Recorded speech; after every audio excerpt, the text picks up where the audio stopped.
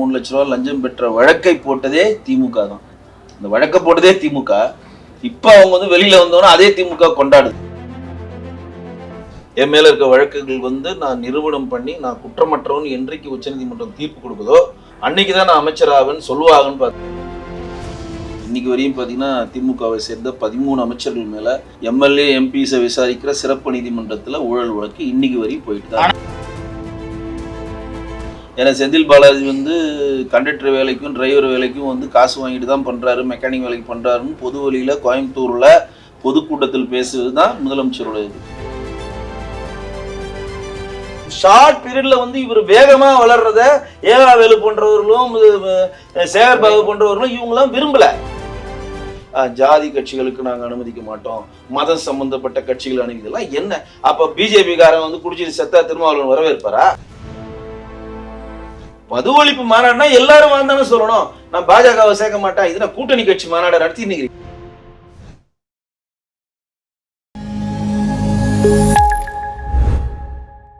நீங்க கட்ட படத்தோட அதுக்கான போனஸையும் சேர்த்து உங்க அக்கவுண்ட்ல தங்கமாவே கிரெடிட் பண்ணிடுவோம். 11 மாசம் முடிவுல உங்களுக்கு பிடிச்ச நகையை வாங்கிக்கலாம். டிஜி கோல்டு, இது டெய்லி கோல்டுங்க. நாதஸ் நேயர்களுக்கு வணக்கம். அரசியல் பல பரபரப்பான கட்டங்களை நோக்கி நகர்ந்து கொண்டிருக்கிறது. அது குறித்து விவாதிக்க பாஜகவின் கலை இலக்கிய பிரிவு மாநில செயலாளரும் சினிமா தயாரிப்பாளருமான வெங்கடேசன் இணைந்திருக்கார். வணக்கம் சார். வணக்கம் சார். முன்னாள் அமைச்சர் செந்தில் பாலாஜி ஜாமீன்ல வெளில வரார். உடனடியாக அவருக்கு அமைச்சர் பதவி கொடுக்கறது நல்லா இருக்கும்னு நினைக்கிறீங்க? ஏன்னா அவர் பார்த்தீங்கன்னா குற்றவாளி இல்லை அப்படின்னு சொல்லிட்டு கோர்ட் சொல்லலை. ஆனால் இப்போ ஜாமீன்ல தான் வெளில வரார். ஆனால் இப்போ அவர் குற்றம் நிரூபிக்கப்பட்டு வெளில வர மாதிரி திமுக ஒரு பின்பத்தை கிரியேட் பண்ணுதில்ல, அது எப்படி எடுத்துக்கிறது? திமுக எப்போதுமே ஊழல்வாதிகளுக்கு சப்போர்ட் பண்ற ஒரு கட்சி தான். இன்னைக்கு வரையும் பார்த்தீங்கன்னா திமுகவை சேர்ந்த 13 அமைச்சர்கள் மேல சிங்காரவேலத்தில் இருக்கக்கூடிய எம்எல்ஏ எம்பிஸை விசாரிக்கிற சிறப்பு நீதிமன்றத்தில் ஊழல் வழக்கு இன்னைக்கு வரையும் போயிட்டு தான். ஆனா முதலமைச்சர் தியாகி அப்படின்னு சொல்லிட்டு அதுதான் மிகப்பெரிய 2024 நகைச்சுவையின் உச்சம் அதுதான். ஏன்னா செந்தில் பாலாஜி கண்டக்டர் வேலைக்கும் டிரைவர் வேலைக்கும் காசு வாங்கிட்டு தான் பண்றாரு, மெக்கானிக் வேலைக்கு பண்றாருன்னு பொது வழியில கோயம்புத்தூர்ல பொதுக்கூட்டத்தில் பேசுவது தான் முதலமைச்சரோட இது. அதே முதலமைச்சர் தான் இப்போ பினாமிகளை வச்சு செந்தில் பாலாஜி கேபிள் டிவி நடத்துறாரு அப்படின்னு சொன்னார். அதே முதலமைச்சர் தான் நில அபகரிப்பு பண்ண செந்தில் பாலாஜிக்கு ஏடிஎம்கே சீட்டு கொடுத்ததுன்னு சொன்னார். நாங்கள் வந்தால் செந்தில் பாலாஜி மேலே மிகப்பெரிய விசாரணை கிடைச்சு அவர் உள்ளே கொண்டு போவோம்னு சொன்னார். ரெண்டாவது, ஏடிஎம்கே பிரிவில் அவர்கள் பண்ண ஊழலுக்கு இப்போ இடி பண்ணுறது இல்லாமல் அந்த போக்குவரத்து துறையில் மெக்கானிக்காகட்டும் நம்ம டிரைவர்ஸ் ஆகும் கண்டக்டர்களுக்கும் 3 லட்ச ரூபா லஞ்சம் பெற்ற வழக்கை போட்டதே திமுக தான். இந்த வழக்கை போட்டதே திமுக. இப்போ அவங்க வெளியில வந்தோன்னா அதே திமுக கொண்டாடுது. இதுதான் முரண்பாடினுடைய உச்சன்னு சொல்றது. இதுதான் வழக்கு போட்டதே அவங்க தான், அவங்களே வெளியே வரப்போ கொண்டாடுறாங்க. எதுக்கு இதை கொண்டாடுறாங்கன்றத எனக்கு மிகப்பெரிய ஆச்சரியமா இருக்கு. அவருடைய எல்லா வழக்குகளிலும் எந்த எல்லாத்துக்குமே பிஜேபி ஃப்ரேம் பண்றாங்கல்ல. பிஜேபி தான் அமலாக்கத்துறை ஏவி பாத்தீங்கன்னா செந்தில் பாலாஜிக்கு எதிராக ஒரு சதித்திட்டம் கிரியேட் பண்ணி இவ்வளவு நாள் அவங்க செந்தில் பாலாஜியை உள்ள வச்சுட்டாங்க. இத்தனை முறை ஜாமீன் மறுக்கப்பட்டதற்கும் இத்தனை முறை நீதிமன்ற காவல் நீட்டிக்கப்பட்டதற்குமே பாஜக தான் காரணம் அப்படின்ற மாதிரி விஷயங்கள் சொல்றாங்கல்ல. அப்போ இப்போ ரிலீஸ் ஆனதுக்கும் பாஜக தான் காரணமா? இப்போ ஜாமீன் கிடைச்சிருச்சு. இப்போ நாளைக்கு முதல்வர் பாத்தீங்கன்னா பிரதமரை சந்திக்க போறாரு. மேபி அதுவும் ஒரு காரணமா இருக்கலாம்ல. நீங்க ரிலீஸ் பண்ணுங்க, நான் மீட் பண்றேன். கேஸ் இடி வழக்குல உச்சநீதிமன்றம் ஒரு டிசிஷன் எடுக்கிறாங்க. ஃபர்ஸ்ட் டிசிஷன் மணிச்சோடியாக எடுத்தாங்க. ஒரு விசாரணை கைதியை ரொம்ப நாளா வச்சிருக்க முடியாது. ஹேமந்த் சோரனுக்கு அடுத்து தான் மணிச்சோடியா தான் முதல்ல வெளியே வந்தாரு. அப்புறம் ஹேமந்த் சோரியாவை அரெஸ்ட் பண்ணி அவர் 2வது போனாரு. விசாரணை கைதியை நீங்க ரொம்ப நாளா உள்ள வச்சுக்க கூடாது. அதுவும் பிஎம்எல்ஏ சட்டம். ஏன் அப்படி சொல்றாங்கன்னா, ஒரு குறிப்பிட்ட வழக்குக்கு தான் தீர்ப்பு வந்திருக்கு, மற்றதுனா விசாரணை நிலையிலே இருக்கப்ப அது வரையும் உள்ள வச்சுக்க வேண்டிய அவசியம் இல்லைன்னு மணிச்சோடியா வெளில வராரு. சேமந்த் சிறுசோரன் முதலமைச்சர் பதவியை ரிசைன் பண்றாரு. அவருக்கும் இதே மேற்கோள் காட்டி வெளியே வராரு. கவிதா வெளியே வராங்க ஆந்திராவில். அப்புறம் அரவிந்த் கெஜ்ரிவால் வராரு. இந்த அரவிந்த் கெஜ்ரிவால் வரப்போ அவருக்கு ஒரு கண்டிஷன் பேர் என்ன பண்றாங்கன்னா, நீங்க முதலமைச்சர்ன்ற ஒரு அதிகாரத்தை துஷ்பிரயோகம் பண்ணி நீங்க சாட்சிகளை கலைக்க வாய்ப்பு இருக்கிறதுனால நீங்க எந்த கோப்பிலையும் கையெழுத்திடக்கூடாது, நீங்க தலைமை செயலம் போகக்கூடாதுன்னு சொல்லி அவருக்கு மட்டும் ஒரு செக் கொடுக்குறாங்க. மற்றவங்களாம் அரவிந்த் கெஜ்ரிவால் அதை அப்படியே மாத்துறாரு. நான் மக்கள் நீதிமன்றத்தில் முறையிட போறேன், நான் தேர்தல் நின்று மறுபடியும் தான் வருவேன்னு சொல்லிட்டு 13 விழாக்கால அவங்களை கவனிச்சிருந்த அதிதிக்கு அந்த பதவியை கொடுக்குறாங்க. இது ஒரு ஆசிஷிக்கு கொடுக்குறாங்க. இது ஒரு சைடு. இப்போ இவர் செந்தில் பாலாஜி மேல வழக்கு போட்டது யாரு? திமுக. வேற யாருமே திமுகன்றது அந்த பாதிக்கப்பட்டவங்க போட்ட வழக்கு. திமுக தான் பின்னாடி இருந்து செஞ்சது. அதுக்கு இந்த வழக்கை பற்றி மேற்கோள் காட்டி மாண்புமிகு முதலமைச்சர் கோயம்புத்தூர் மீட்டிங்ல பேசினது உங்களுடைய காணொலியே இருக்கு. இன்னைக்கு வரையும் அது வைரல் ஆயிட்டு தான் இருக்கு, திரும்பி போயிட்டு தான் இருக்கு. ரெண்டாவது என்னன்னா, இவங்க உச்சநீதிமன்றம் இதை எடுக்க காரணம் என்ன? சென்னை உயர்நீதிமன்றத்தில் நாங்கள் சமரசம் ஆயிட்டோம், யாருக்கார்ட்ட நாங்கள் பணம் வாங்கணுமோ, அதாவது இந்த கண்டக்டர் வேலைக்கும் மெக்கானிக் வேலைக்கும் டிரைவர் வேலைக்கும் நாங்கள் பணத்தை வாங்கணும்ல, அதை நாங்கள் திருப்பி கொடுத்துட்டோம், நாங்கள் சமரசம் ஆயிட்டோன்னு சொல்லி கேஸே முடிக்குது சென்னை உயர்நீதிமன்றம். அப்போ உச்சநீதிமன்றத்துக்கு ஒரு ட்ரையல் போகுது. இது எப்படி நீங்க முடிப்பீங்க? ஒருத்தர் லஞ்சம் வாங்கினது ஊர்ஜிதமாகுது. அவர் லஞ்சம் வாங்கி ஒரு அமைச்சர் பதவியில் போக்குவரத்து அமைச்சராக இருக்கப்போ அவர் லஞ்சம் வாங்குறாரு, அது கன்ஃபார்ம் ஆனப்போ நான் அந்த லஞ்சத்தை திருப்பி கொடுத்துட்டேன்றப்ப லஞ்சம் வாங்குறது சட்டப்படி குற்றம் இல்லையான்னு சொல்லி உச்சநீதிமன்றம் சொல்லுது. தமிழக லஞ்சத்துறை ஒரு குறிப்பிட்ட காலக்கெடு கொடுத்து இதுக்குள்ள இதற்கான விசாரணை நீங்க முடிச்சு கொடுக்கணும்னு சொல்லிட்டு உச்சநீதிமன்றம் சொல்லுது. இதுக்கான வழக்கு நடத்துனது திமுக தான் நடந்துச்சு. இதுக்குள்ள ஈடி எதுனா இவர் எங்கெங்க பணம் சம்பாதிச்சிருக்காரோ, அவர் பேங்க் அக்கௌண்ட்ல கிரெடிட் ஆன பணம் வந்து, அதாவது சட்டவிரோதமாக பண பரிவர்த்தனையை அவர் நிறைய விஷயங்களை பண்ணியிருக்காரு, அதுக்கான ப்ரூஃப் இருக்குன்னு சொல்லி தான் இடி கேஸ் உள்ள ஃபைல் பண்ணுறாங்க. அவர் மறுபடியும் போகிறாரு. அவர் மின்சாரத்துறை அமைச்சராக இருக்கப்போ தான் இந்த விஷயங்கள் நடக்குது. அவருக்கு நெஞ்சு வலி வருது, காவேரி ஹாஸ்பிட்டலில் அவருக்கு வந்து பைபாஸ் பண்ணுறாங்க, மறுபடியும் உள்ளே வராரு. அவர் அமைச்சர் பதவியில் நீடிக்கிறது தப்புன்னு கவர்னர் ஒரு இஷ்யூ கிளப்பினோன்னா உடனே ஒருத்தர் நீக்கிட்டு போட்டிருந்தாரு, அதை நீக்கிறது தப்பு அப்படின்னு சொல்லிட்டு. ஆமா, அது வந்து என்னன்னா, உச்சநீதிமன்றம் வந்து ஒருத்தர் வந்து ஜெயிலுக்குள்ள இருக்காரு, அவர் வந்து குற்றம் செஞ்சாரா செய்யலான்றது அடுத்த கட்டம். ஆனா அவர் அமைச்சர் பதவியில் இருக்கக்கூடாதுன்றது தார்மீக விதி. ஆனா இலாக்கா இல்லாத மந்திரியா தொடர்வாருன்னு சொல்லி மு க ஸ்டாலின் அவர் சொன்னது நம்ம கவர்னர் வந்து கண்டிச்சிருக்காரு. இப்ப திருப்பி அமைச்சரவை மாற்றத்துல செந்தில் பாலாஜி இடம் பெறுவார், உதயநிதிக்கு துணை முதல்வர் போஸ்டிங் அப்படின்ற மாதிரி விஷயங்கள்லாம் பேசப்படுதுல. இப்போ இன்னும் அந்த சார்ஜ் இருந்து அவர் கிளியர் ஷீட் கொடுத்துட்டே வெளில வரல. இப்ப ஜாமீன்ல வெளில வந்திருக்கு, திருப்பி அமைச்சர் பதவி கொடுத்தா வந்து அது எப்படி ஒரு தார்மீக இல்ல? இப்போ வந்து தார்மீக ரீதியா இல்ல, இது வந்து சட்ட ரீதியா அவருக்கு அமைச்சர் பதவி கொடுப்பதற்கு எந்த தடையும் கிடையாது. சட்ட தார்மீக ரீதியா அவர் அதை ஏற்கக்கூடாது. அவர் வந்து ஏன் ஏற்கக்கூடாதுன்னா, என் மேல இவ்வளவு வழக்கு இருக்கு, நான் கிட்டத்தட்ட 1.5 வருஷமா ஜெயில இருந்துட்டேன், என் மேல இருக்க வழக்குகள் வந்து நான் நிரூபணம் பண்ணி நான் குற்றமற்றவன் என்றைக்கு உச்சநீதிமன்றம் தீர்ப்பு கொடுக்குதோ அன்னைக்குதான் நான் அமைச்சர் ஆவேன்னு சொல்லுவாங்கன்னு பார்த்தா அதுக்கெல்லாம் கண்டிப்பா சொல்றதுக்கு வாய்ப்பே இல்லை. பாலாஜி அரெஸ்ட் விஷயத்துல சவுக்கு சங்கர் பல இடங்களை சொன்ன விஷயம்னா என்னாலதான் உள்ள போனாருன்ற விஷயங்கள் எல்லாம் சொல்லிட்டாங்க. முன்னாடி ப்ரீஜெச் பண்ணி சொல்றேன், இந்த மாசம் சவுக்கு செந்தில் பாலாஜி உள்ள போறாரா இல்லையான்னு பாருங்க, நாள் குறிச்சு வச்சுங்க அப்படின்ற விஷயங்கள்லாம் சொல்லி அந்த அரெஸ்ட் அப்பதான் வந்து பார்த்தீங்கன்னா சவுக்கு சங்கர் ஹைப் ஏறினதுமே மீடியாலுமே. மேபி அவர் சொல்றதெல்லாம் நடக்குதா இல்லை இவர் உண்மையா இவர் தான் வந்து பார்த்தீங்கன்னா திமுக கண்ணில் விரல் விட்டு ஆட்டுறாருன்ற விஷயங்கள்லாம் இது பண்ணுச்சு. ஆனால் அவரே தூக்கி உள்ள வச்சு அவருக்கான ட்ரையல், பெண் போலீஸ் சார்ந்த விஷயங்கள் ஆகட்டும் சரி, மற்ற விஷயங்களாகட்டும் சரி, கஞ்சா வச்சிருந்தாருன்ற வழக்குகளாகட்டும் சரி, இது எப்படி பார்க்கறது? ஒரு அரசியல் நாடகம் அப்படின்ற மாதிரி எடுத்துக்கிறதா இல்லை யாரும் பேசவே கூடாதுன்றது எடுத்துக்கிறதா? இல்ல இது சவுக்கு சங்கர் ஏற்கனவே அரெஸ்ட் ஆகி வெளியே வந்தாரு, சீமான் எல்லாம் போய் பார்த்தாங்க, ஜி ஸ்கொயருக்குலாம் கூட அவர் வெளியே சென்று மன்னிப்பு கேட்டாரு.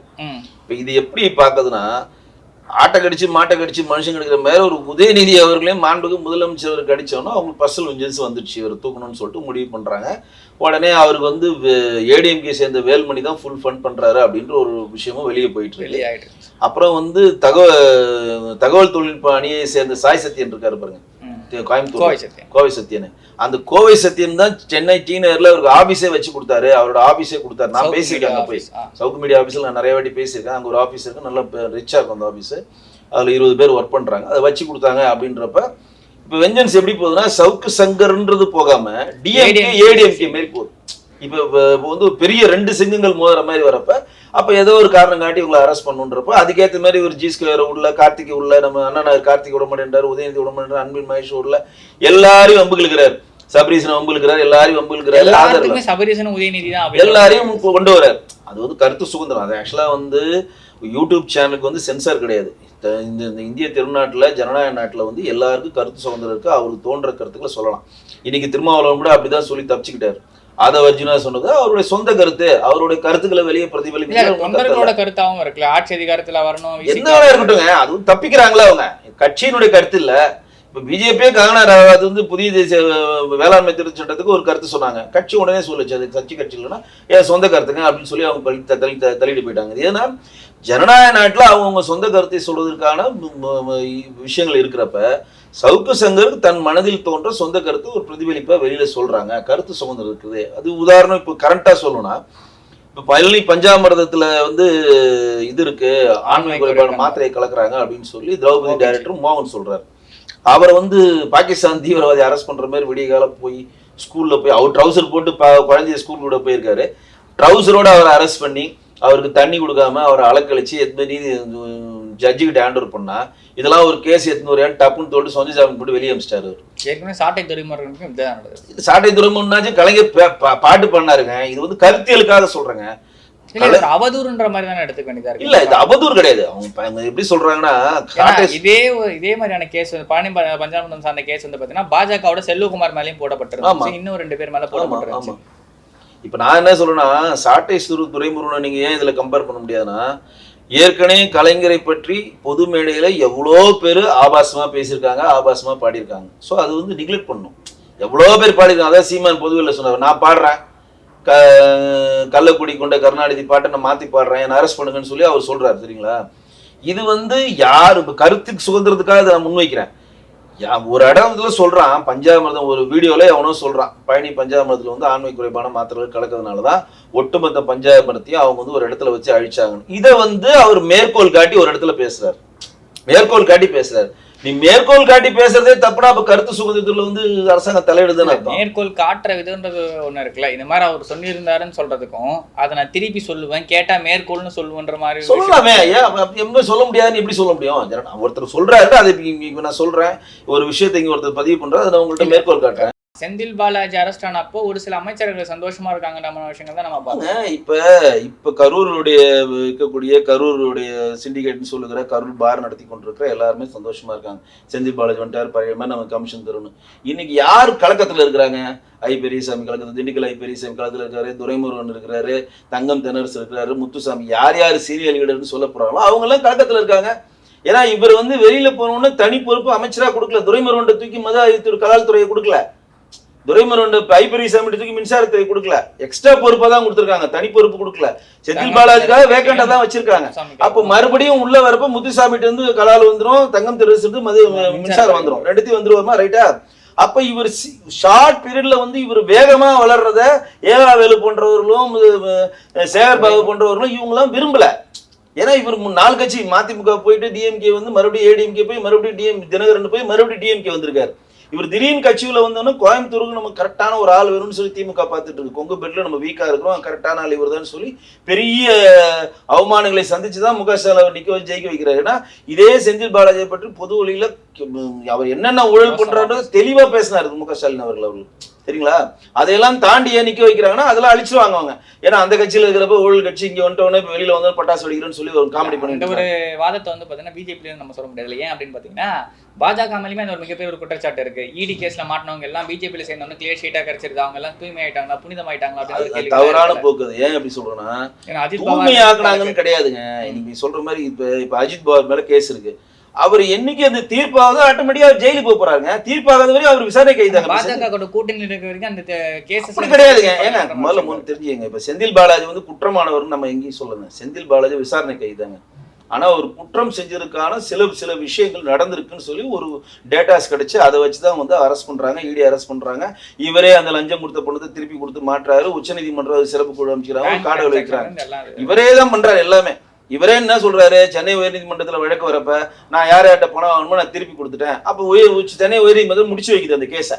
இல்ல அவங்க வாங்கின பணத்தை கொடுத்துட்டாங்கன்றப்ப அப்ப லஞ்சம் வாங்குறது கொடுக்கறது தப்பு இல்லையான்னு ஒரு கேள்வி எழுதல. அப்ப தானா முன் வந்தா உச்சநீதிமன்றம் இதை எடுக்கிறாங்க. எப்படி நீங்க அப்படி தீர்ப்பு கொடுக்க முடியும்? மறுபடியும் விசாரணை பயின்றாங்க. இது ஒரு ட்ராக். அப்ப இன்னைக்கு வரையும் வந்து விசாரணை கைதான் செந்தில் பாலாஜி. அவருக்கு வந்து அவர் வந்து தண்டனை கைதின்னு சொல்ல மாட்டேன். அவர் என்றைக்கு தண்டனை பெறுவாரோ ஆட்டோமேட்டிக்கா அவர் டிஸ்குவாலிஃபை ஆயிடுவார். இப்ப நீங்க அஜித் பவாருக்கு பொருந்தும், நீங்க சொல்ற மாதிரி இப்ப பிஜேபியில கூட்டணி இருக்கக்கூடிய யார் வந்தாலும் விசாரணை முறையில் தான் இருக்கிறாங்க. என்னைக்கு தண்டனை பெறாங்களோ ஆட்டோமேட்டிக்கா போயிட்டு போறாங்க. இதுல என்ன இருக்குதுல? இதுல வந்தோடனே இவங்க வந்து வாஷிங் மிஷின்ல போட்டு கிளீன் ஆனவங்க நம்ம எதுவுமே சொல்ல. அது பாட்டு நீங்க பிஜேபியில வருது. நான் ஒரு உதாரணம் சொல்றேன். இப்ப அஜித் பவார் பிஜேபியில வந்துட்டாரு, மகாராஷ்டிராவோட துணை முதலமைச்சர் இருக்காரு. பிஜேபி வந்தோன்னா அஜித் பவார் இருக்கக்கூடிய எல்லா கேஸும் நீதிபதி தள்ளிவிடுங்க. அவர் மேல ஒரு கேஸ் இல்லைன்னு பிஜேபி பண்ணிச்சா? பண்ண முடியுமா? அந்த மாதிரி கேஸ் பாட்டு நடந்துட்டு இருக்குங்க. அதுக்கு சம்பந்தம் இல்லை. கூட்டணி வேறு, அவங்க தனிப்பட்ட வழக்குகள் வேறு. தனிப்பட்ட வழக்குகள் அவர் தண்டனை பெற்றாங்கன்னா ஆட்டோமேட்டிக்கா வெளியே போறாங்க. அது யாருமே தடுக்க முடியாது. உங்களுக்கே தெரியும். நீங்க வழக்கு விசாரணை வந்து நீங்க தண்டனை பெற்றுட்டீங்கன்னா உங்களுக்கு எம்எல்ஏ பதவி ஆட்டோமேட்டிக்கா போயிடும், எம்பி பதவி ஆட்டோமேட்டிக்கா போயிடும். நீங்க 5 வருஷம் நீங்க தேர்தலே போட்டிட முடியாது. சரிங்களா? இது அதுவும் கிடையாது. நாமே அப்படி மேற்கோள் காட்டுறோன்னா எப்படி வந்து முக.ஸ்டாலின் வந்து எந்த அளவு புகழ்ந்தாரோ, எந்த அளவு வந்து செந்தில் பாலாஜி வந்து என்னென்ன பண்ணாருன்றத பொது வழியில வந்து மக்கள்கிட்ட ஊழல் செஞ்சாரோன்னு சொல்ற அவரே இன்னைக்கு வந்து வீரனா வந்துட்டாரு, சூரனா வந்துட்டாருன்னு சொல்றதும் முரண்பாடா இருக்கு. உங்களுக்கு உறுதிதான் உங்களை காப்பாத்தி ஏதோ சொல்றாரு. அது முரண்பாடா இருக்குன்னு தான் சொல்றோம், வேற ஒண்ணு கிடையாது. இதே வார்த்தைகளை கம்யூனிஸ்ட் விசிகா போன்ற கட்சிகளுமே தொடர்ச்சியா சொல்றாரு. இப்போ செல்வ பெருந்தகையுமே அதே மாதிரி விஷயங்கள்லாம் சொல்லியிருந்தாரு. பிஜேபியோட சூழ்ச்சியில இருந்தா வெளில வந்திருக்காரு அப்படின்ற மாதிரி விஷயம். ஏங்க அவங்க கூட்டணி கட்சியில் இருக்கிறாங்க. இன்னைக்கு வெள்ளக்காக்கா பறக்குதுன்னு முக ஸ்டாலின் சொன்னா அவங்க 13 பேரும் பறந்தாலும் தான் சொல்லி ஆகணும்.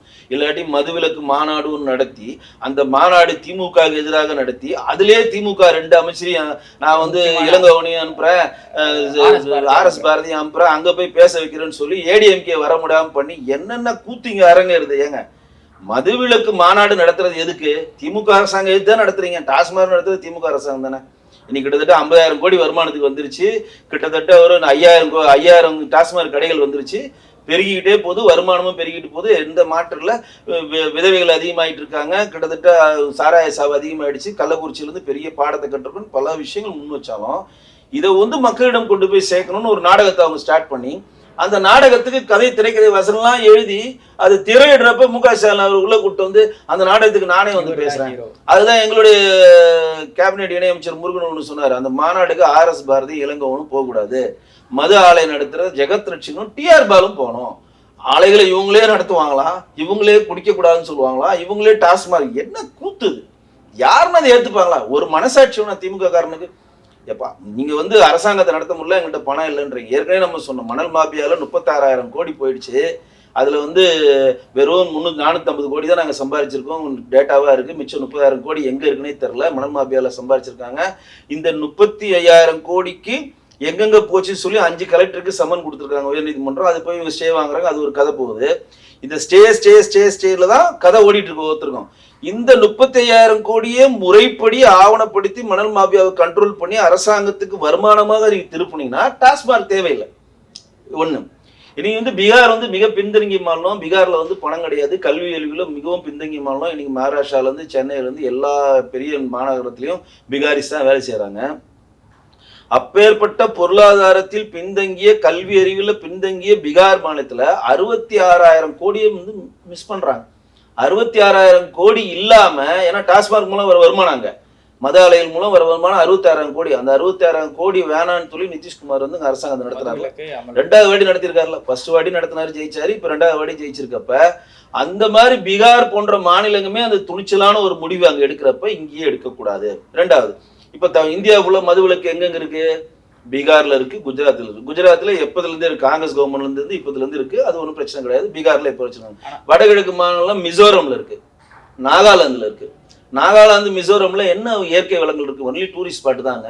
அங்கேயே மதுவிலக்கு அவங்க ஒரு சின்ன யூனியன் பிரதேசம் பார்த்தீங்கன்னா லட்சத்தீவில் இருக்கு. யூனியன் பிரதேசம் ஒரு யூனியன் பிரதேசம் 4 மாநிலத்துல இந்தியாவில் வந்து மதுவிலக்கு இருக்கு. சரிங்களா? அப்ப குட்டி குட்டி வடகிழக்கு மாநிலங்களுமே தன் வருமானத்தை இழந்து அரசாங்கத்தை நடத்த முடியுன்ற ஒரு கட்டமைப்பை நோக்கி நகர்றப்ப லட்சத்தீவுன்றது யூனியன் பிரதேசம் ஒரு குட்டி தீவு, அதுவே நகர்றப்ப தமிழ்நாட்டிலேயே பண்ண முடியாதுன்ற ஒரு கேள்வி எழுதுல. அப்ப நீங்க முறைப்படி எந்த விஷயத்தையும் பண்ணல, ப்ரிப்ளான்ட் எதுவும் இல்லை, தொலைநோக்கு திட்டம் இல்லை. டாஸ்மாக் மூலம் வருமானத்தை வாங்கி வாங்கி வாங்கி மக்களை வந்து ஒரு போதை நிலையே வச்சு அழிவு பாதையை நோக்கி நகரணும் அப்படின்றதுதான் விழிப்புணர்வு வரப்ப அது விழிப்புணர்வுலயும் ஒரு விஷயம் வச்சாரு திருமாவளவன். ஜாதி கட்சிகளுக்கு நாங்க அனுமதிக்க மாட்டோம், மதம் சம்பந்தப்பட்ட கட்சிகள் அனுமதிக்கலாம் என்ன? அப்ப பிஜேபி காரன் வந்து குடிச்சிட்டு செத்தா திருமாவளவன் வரவேற்பாரா? பாட்டாளி மக்கள் கட்சிக்காரன் குடிச்சிட்டு செத்தா திருமாவளவன் வரவேற்பாரா? அது என்ன கூத்துது? குடிக்க கூடாதுன்னா எல்லாரும் குடிக்க கூடாதுன்னு இதான பொது நிகழ்வு. எப்பா யார் குடிக்க கூடாதுன்னு நினைக்கிறீங்களோ வாங்கப்பா மாநாடு நடத்துறேன். நான் எந்த திமுக கூட்டணி இருந்தாலும் பரவாயில்ல, என் கூட்டணி இருந்தாலும் பரவாயில்ல, எனக்கு வந்து ஆட்சி அதிகாரம் போனாலும் பரவாயில்ல, எது போனாலும் பரவாயில்ல, நான் துணிஞ்சு கட்ஸா நிக்கிறேன். யார் யார் வாங்க வந்து பேசுங்க, மதுவினுடைய தீமைகளை பற்றி பொது மேடையில பேசுங்க, நம்ம அரசாங்கத்துக்கான ஒரு விழிப்புணர்வை ஏற்படுத்தணும்னு சொல்றதுதானே ஒரு மனுஷனை.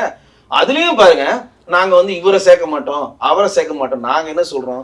மது ஒழிப்பை பற்றி பேசக்கூடிய ஒரே தகுதி உள்ள கட்சியா நாம் பார்க்கறது பாட்டாளி மக்கள் கட்சி தான். ஏன்னா அவங்க தான் போய் மிகப்பெரிய அளவில் பாலன வழக்கறிஞர் போராடி கிட்டத்தட்ட வந்து 500 டாஸ்மாக்ல தேசிய நெடுஞ்சாலையில மூடணும்னு சொல்லி மூடினாங்க. அது அந்த முன்னெடுப்புனாச்சும் பண்றாங்களேங்க. நான் வந்து சக்சஸ் சொல்லுங்க, முன்னெடுப்பு பண்ணாங்க. ஒரு 500 கடையை கம்மி பண்ணாங்க. முன்பக்க தேசிய நெடுஞ்சாலை எல்லாத்தையும் மூடிட்டு மாநில நெடுஞ்சாலை திறந்தாங்க. ஏடிஎம்கே உச்சநீதிமன்றத்திலே இந்த வழக்கு ஜெயிச்சுட்டு வந்தாங்க. அது தனி கதை. அவங்க அது கூத்து, அது தனி கூத்து, அது தனி பேசணும். அப்ப இந்த படத்தில் வருகிற சொல்லிருந்தாரு என்ன அப்படின்னா, இப்பதான் விசிகாதல எல்கேஜி நாங்க ஆல்ரெடி. ஆமா உண்மை, அது நான் ஒத்துக்கிறேன், அது உண்மைன்னு சொல்றேன். ஸ்டேஷனரி வார்னிங்ல போடுறாங்களே சிகரெட் ஸ்மோக்கிங் இன்சூரன்ஸ், அது வந்து யார் கொண்டு வந்தது? பாட்டாளி மக்கள் கட்சி அன்புமணி தான் கொண்டு வந்தது. அவர் வந்து சுகாதாரத்துறை அமைச்சராக அப்புறம் தான் இன்சிஸ்ட் பண்ணி மது அவர் 108 அவர் தான் கொண்டு வந்தாரு. அவர் வந்து நம்மளோட கூட்டணி இருக்கிறதுனால சொல்ல, உண்மையை சொல்றேன். அதனால மது சம்பந்தப்பட்ட பிரச்சனைகளை டாஸ்மாக் கடைகளை மூடணும் ராமதாஸ் ரொம்ப நாளா சொல்லிட்டு இருக்காரு. பாட்டாளி மக்கள் கட்சிகளுக்கு வந்து கட்சிகள் கூட்டத்துக்கு வருவதில் அவர் பொது மேடையிலே அறிவிப்பார், யாரும் மது அறிஞ்சு கொண்டு அதுக்கு வரக்கூடாதுன்னா அதை அறிவிச்சிட்டு இருக்காங்க. அவர் அந்தோணி அவர்கள் சொன்னது உண்மை. இன்னைக்குதான் இவங்க ஸ்டார்ட் பண்ணி எல்கேஜி, அவங்க அதெல்லாம் பிஹெச்டி வாங்கிட்டுலாம் வந்துக்கிறாங்க, அதெல்லாம் இல்லைன்னு சொல்ல வரல. அதுலயும் ஒரு செக் வைக்கிறது தான் இப்ப நம்ம வைக்கக்கூடிய கேள்வி. மது ஒழிப்பு மாநாடுனா எல்லாரும் வாழ்ந்தானே சொல்லணும். நான் பாஜகவை சேர்க்க மாட்டேன், இதுனா கூட்டணி கட்சி மாநாடு நடத்தி நிற்கிறீங்க நீங்க. நான் வந்து பாட்டாளி மக்கள் கட்சியை சேர்க்க மாட்டேன், கொள்கை ரீதியாக நாங்கள் முரண்பட்டிருக்கோம். அப்போ நம்ம என்ன கேள்வி கேட்கிறோம், பாட்டாளி மக்கள் கட்சியை சேர்ந்த சகோதரர்களும் பாஜக சேர்ந்த சகோதரர்களும் குடிக்கலான்னு சொல்றாரா திருமாவளவன் அவர்களே? என்ன ஒரு முரண்பாடு. அப்ப இங்க வந்து கருத்து சுதந்திரத்தை நோக்கி நகருங்க அப்படின்னா நகரவே முடியாது. அப்ப சவுக்கு சங்கருக்கு வந்து இன்னைக்கு தமிழக அரசே குட்டு போட்டதுனால தான் இன்னைக்கு அவர் ரிலீஸ் பண்ணியிருக்காங்க. மறுபடியும் உச்சநீதிமன்றம் எதனா சொல்லிட்டு போகுது நம்ம மேல, சரி நான் வித்ரா பண்றோம், அவர் முகாந்திரம் எதுவும் இல்லை, நாங்க வந்து குண்டாசு வித்ரா பண்ணிக்கிறோம், நீங்க ஜாமீன்ல போட்டு வெளியே வராங்க. அப்ப இனிமேல் அவர் வீரியமா செயல்பட போறாரு. ஆனா அவர் வந்து நான் வந்து அவர் வந்து ரொம்ப ஒரு என்கரேஜ் பண்ணலாம் சொல்லல. ஏன்னா அவர் வந்து இந்த கட்சிக்காரன் இந்த ஆள்லாம் பார்க்கறது இல்லை, எல்லாரையும் பேசுறாரு, எல்லாரும் பண்றாரு. ஆனா அதுக்கான ஆதாரம் இருக்கான்னு தெரியல. ஆனால் ஏதோ ஒரு ஸ்பார்க் இருக்குன்னு மட்டும் எல்லாருக்குமே புரியுது. அங்க இதுல ஏதோ ஒரு ஸ்பார்க் இருக்கு. ஏன்னா நெருப்பு இல்லாம புகையாதுன்னு சொல்லுவாங்கல்ல, அதுதான் நடந்திருக்கு. ஆனா இன்னைக்கு சவுக்கு சங்கரம் வெளியே வந்தது மிக திமுகவுடைய அமைச்சர்களுக்கு எல்லாம் கிளியை ஏற்படுத்தியிருக்கு. ஏன்னா அவர் வெளியே வந்துட்டார்ல, அவர் சொல்லுவார் இந்த எவிடன்ஸை இவர் தான் கொடுத்தாரு, இந்த மினிஸ்டர் பத்தி பேச சொல்லி இந்த மினிஸ்டர் தான் கொடுத்தாரு, இந்த துறையை பத்தி எல்லா ஃபைல்ஸையும் இந்த மினிஸ்டர் தான் எனக்கு கொடுத்தாருன்றத பொது வழியில இப்ப பேச போறாரு. அப்ப செந்தில் பாய் இப்ப 2 செக் இப்போ தமிழக அமைச்சர்களுக்கு வந்திருக்கு, மினிஸ்டர்ஸுக்குலாம். ஆனா சவுக்கு சங்கர் வெளில எடுத்தப்போ அந்த கூட இருந்த 2 பேரை பாக்குறப்ப எண்மண் மக்கள் அப்படின்னு சொல்லி பாஜக அடையாளத்தோட இருக்கட்டுங்க. எண் மக்களா இருக்கட்டும், யார் வேணா இருக்கட்டுங்க. இன்னைக்கு வேலுமணி அவர் தான் சவுக்கு சங்கர் உச்ச நீதிமன்றம் போய் பெரிய லெவலில் செலவு பண்ணா சொல்றாங்க. ஆனா வேலுமணியவே பிஜேபி தான் இயக்குது, எடப்பாடிக்கு எதிராக வந்து வேலுமணி வச்சு ஒரு மிகப்பெரிய சதி திட்டத்தை பாஜக போடுதுன்ற மாதிரி செய்திகளும் கற்பனைங்க. அதெல்லாம் வேலுமணியெல்லாம் இயக்குற அளவுக்குலாம் அவர் ஒன்றும் சின்ன பையன் கிடையாது. பிஜேபி இயக்கணுன்றது இந்த விஷயம் கிடையாது. பிஜேபி இப்போ எந்த விஷயமும் பண்ணலங்க. பிஜேபி உறுப்பினர் சேர்க்கையில் ஃபுல் கான்சென்ட்ரேட் பண்ணுறாங்க. அடுத்த மாதம் 15ஆம் தேதி தான் டெட்லைன். அதுக்குள்ளே வந்து 1 கோடி உறுப்பினர்களை தமிழ்நாட்டில் சேர்க்கறதுக்கான வேலைகளை பண்ணுறோம். இந்த வேலைகளை மட்டும் தான் இப்போதைக்கு ஒருங்கிணைப்பு தலைவர் எச் ராஜா கான்சென்ட்ரேட் பண்ணுறாரு தவிர அரசியல் ரீதியான எந்த விஷயங்களும் பிஜேபி இப்போ முன்னெடுக்கவே கிடையாது. ஏன்னா நான் இந்த தமிழ்நாடு பிஜேபின்னு சொல்ல, ஒட்டுமொத்த இந்தியாவில் இருக்கக்கூடிய பிஜேபி எந்த வேலை தான் பார்க்குது. ஏன்னா எங்களுக்கு இந்த குறிப்பிட்ட டைமுக்குள்ள எல்லா உறுப்பினர் அந்தந்த டார்கெட் அச்சீவ் பண்ணணும். அந்தந்த மாவட்ட தலைவர், மண்டல தலைவர், பெருங்கோட்ட பொறுப்பாளர், மாநில செயலாளர், மாநில தலைவர்கள், எல்லாரும் மாவட்ட தலைவர்கள் எல்லாருமே இதை மட்டும் தான் கான்சன்ட்ரேட் பண்ணி நாங்கள் கேம்ப் போட்டு உறுப்பினர் சேர்க்க வேலையை பண்றோம். அரசியல் ரீதியான எந்த நிகழ்வுகளை சென்ட்ரல் இருக்க பாஜகவும் செய்யாது, ஸ்டேட்ல இருக்க பாஜகவும் செய்யாது.